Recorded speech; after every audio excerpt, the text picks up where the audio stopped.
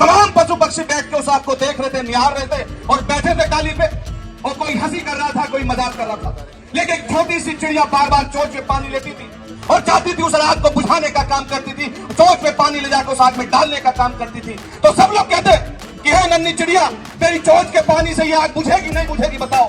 तो मैं ये कहना चाहता हूँ कि उस चिड़िया ने ये कहा, जब उस आग का इतिहास लिखा जाएगा तो मेरा नाम आग बुझाने वालों में होगा, तुम लोगों का नाम तमाशा देखने वालों में होगा। तो इसलिए अब्दुल पठान का नाम, आप सब लोगों का नाम इस अस्पताल की लूट की खुली छूट के खिलाफ होगा। इसलिए आप और हम सब संगठित होकर इस लड़ाई को लड़ रहे हैं। आप देखो, अस्पताल की लूट की जब हम बात करते हैं, ये सामान्य परिवारों से जुड़ा मुद्दा है, हर एक व्यक्ति के घर से जुड़ा मुद्दा है। आपके हमारे परिवार में घर वाले, पड़ोसी, रिश्तेदार, नातेदार जब बीमार होते हैं, हम लोग अस्पताल जाते हैं, मिलने जाते हैं और उनके परिजनों के कहीं ना कहीं माथे पे शिकन की लकीर होती है। वो दो पीड़ाओं से जूझ रहा होता। एक पीड़ा तो यह कि उसका पीड़ित परिवार का जो सदस्य अस्पताल में भर्ती हो, कब वो स्वस्थ हो, कब उसे हम लेकर घर जाए। दूसरा, अस्पताल के बिल की तरफ जैसे घड़ी का मीटर बढ़ता है, ऐसे बढ़ता रहता है। वो सोचता है कौन सी संपत्ति बेच के आऊं, कहां गिरवी रख के आऊं, किसी रिश्तेदार से पैसे लाऊं और कहीं ना कहीं अस्पताल वाले लूट करने का काम करें। कल आप देखो, जिस ड्यूटी में प्रकरण से लड़ाई शुरू हुई, 2016 से लगातार हम वो लड़ाई लड़ रहे हैं। 2020 में पीआई डाली अस्पतालों की व्यवस्थाओं के खिलाफ। अतुल पठान जी पर जब मुकदमा हुआ तो सबसे पहले फोन करके कहा कि इन अस्पतालों की लड़ाई को लड़ रहे हैं, अगर साथ मिलकर लड़ेंगे तो कहीं ना कहीं इसको अंजाम तक पहुंचाने का काम करेंगे। और हम साथ मिलकर खड़े हुए। आने वाले समय में देखना, अगर उसको खंडर नहीं बनाया तो हमारा नाम अंकुश चौधरी अतुल पठान नहीं। आप देख लो, ये लोग सील करने की बात करते हैं, इसमें भी बहुत बड़ा खेल था। खेल क्या था? खेल ये था कि बेसमेंट को सील करेंगे। अरे जब 100 गज का नक्शा पास है, 150 गज बना दोगे तो उस 50 गज का क्या करोगे? का चारों तरफ से उस बिल्डिंग को तोड़ोगे।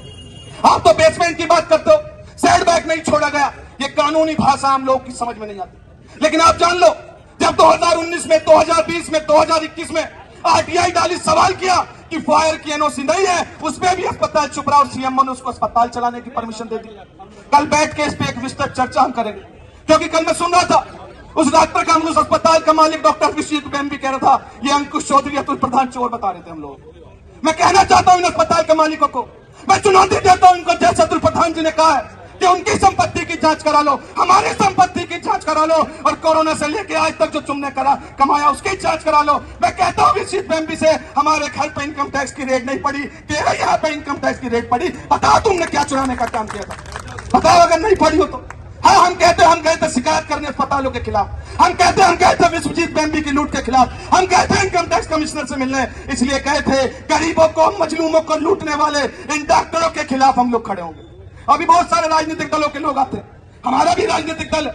अतुल पठान जी के सामने इसी विधानसभा के चुनाव में हमारा प्रत्याशी भी खड़ा था, लेकिन वो सिर्फ चुनाव की बात थी। आज जनता के मुद्दों की लड़ाई है, इसलिए साथ खड़ा अपने भाई के, कंधे से कंधा मिला के साथ खड़ा। पूरी पार्टी हमारी इनके साथ खड़ी है, क्योंकि ये मुद्दों की लड़ाई, ये आप इंसान की लड़ाई है। हम लोग क्या कहते हैं, हम लोगों ने क्या पढ़ा बचपन से कि हिंदू, मुस्लिम, सिख, ईसाई आपस में है भाई भाई। और ये लोग क्या कहते हैं? ये कहते हैं कि मारो, काटो, राज करो, बेघर बेदर लोगों को आबाद करो। ये हम लोगों की विचारधारा, इतना अंतर हमारी उनकी।